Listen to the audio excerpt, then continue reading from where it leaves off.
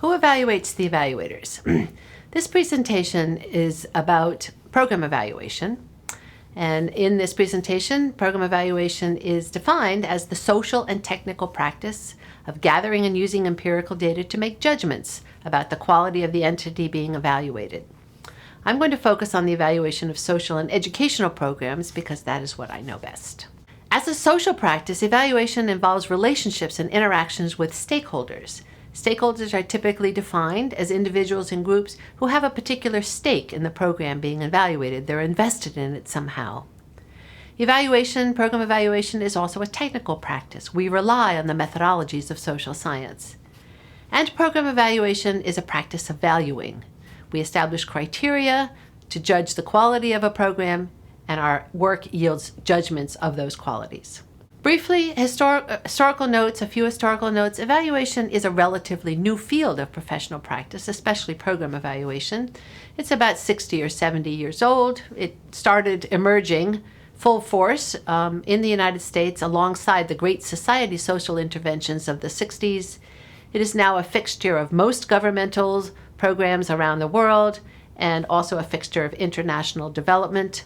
And from a few evaluation professional societies 60, 70 years ago, there's well over 160 now. Some of the contemporary challenges that the field still has yet to address are the challenges of evaluating evaluation, like who evaluates the evaluators.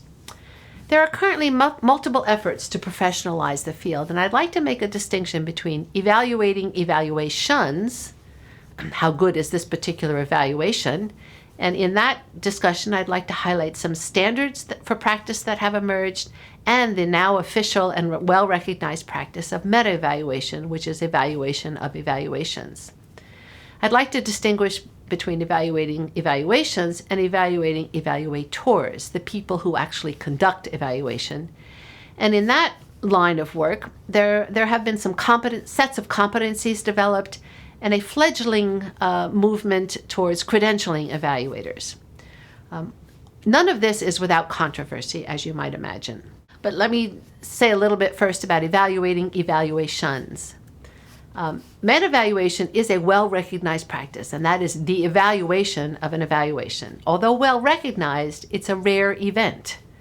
It's rare mainly because few managers or funders of programs choose to get an evaluation evaluated, and evaluators don't work for free. Meta-evaluation follows the basic framework of program evaluation. There's a purpose, there's an audience, somebody wants to know how good this evaluation was.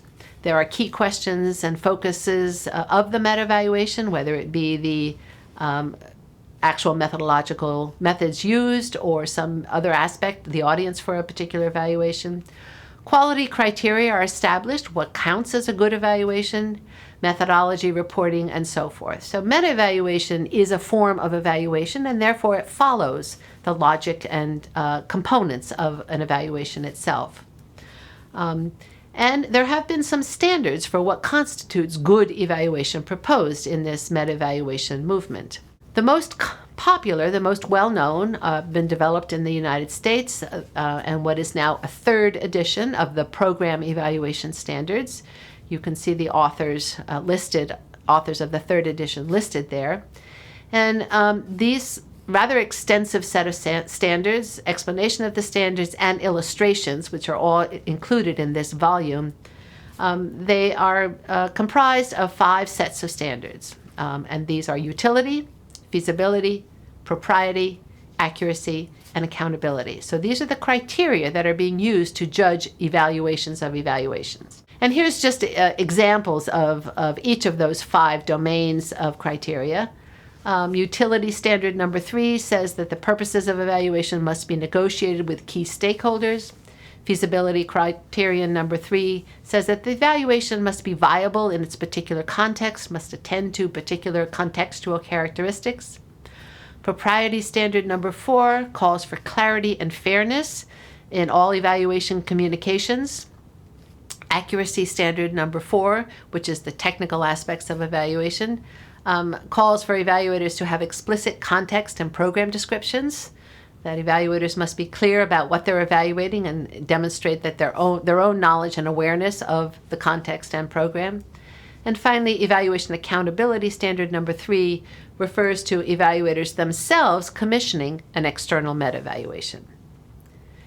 The United Kingdom has also developed some guidelines for good practice. The UK Evaluation Society has been the leader of developing these guidelines. They call them Guidelines for Principled Action and Evaluation. They have developed these guidelines for 3 main actors in the evaluation process: evaluators themselves, commissioners of evaluations, and several other key stakeholder groups.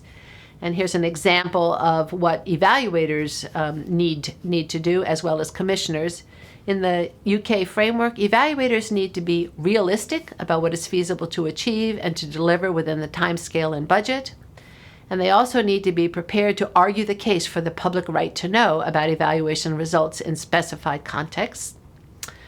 And it would be, it's interesting to me that they don't say the commissioners need to do this. They say it would be helpful for commissioners to provide access to documentation and data required for evaluation purposes. So both this US set and this United Kingdom set are quite extensive. I'm giving you just slivers of examples of what they look like. Turning now to the practice of evaluating evaluators. So it's evaluating the quality and effectiveness of the evaluator. This is an even more rare event, though perhaps even more important, because it is the evaluator who actually enacts all of the evaluation activities and is the one who analyzes, synthesizes, makes inferences, and makes judgments of quality. There are a few contemporary endeavors also on this front. One is the development of a set of competencies for evaluators. And the second is an experiment in Canada ongoing right now about credentialing evaluators. Let me say a bit about each of those. This publication, Essential Competencies for Program Evaluators by Jean King and Laurie Stevahn, is the gospel at this point in time on competencies for evaluators. It's updated on a continuous basis. The people give input into this.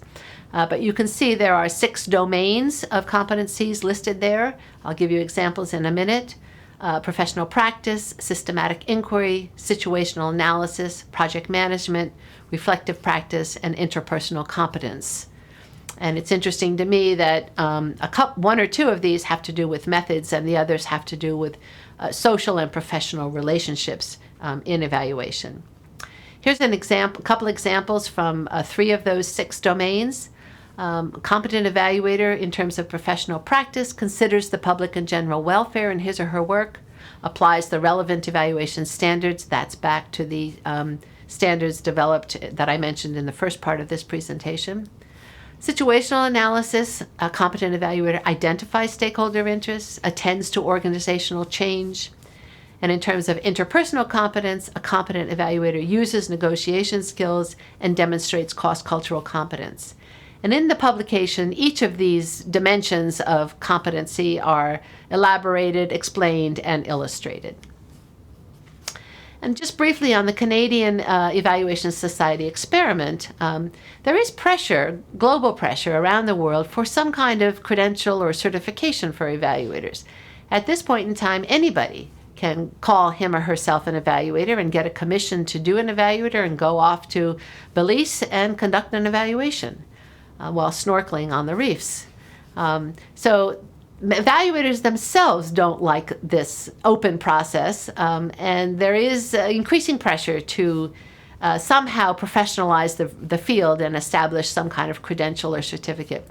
The Canadians have been experimenting with this, and they have what's called a voluntary credentialing system, where anybody who would like to in Canada can submit a set of papers and documentation to demonstrate their competence in selected domains, and you can see them reflected in the middle of that slide. Reflective, technical, situational, management, and interpersonal competencies, including code of ethics and so forth. The credentialing system requires people who want to be credentialed to include their relevant education as well as practical experience. This has been generally well received in Canada. It's not clear that it's recognized even there among evaluation commissioners or those who commission evaluations, and it's being watched with care by evaluators all around the globe. So in summary, evaluation, despite its presence and popularity around the world today, remains a mostly or I might say self-regulated profession. While libertarians may rejoice at the lack of regulations, many evaluators, myself included, lament simplistic understandings of just what evaluation is, and what counts for evaluation in too many locations is a very simplistic account of documentation of some simplistic outcomes. I believe that evaluations and evaluators need to be accountable to higher standards than that, that eventually serve the public good. So I encourage all of you to stay tuned. More will be happening on this front in the near future.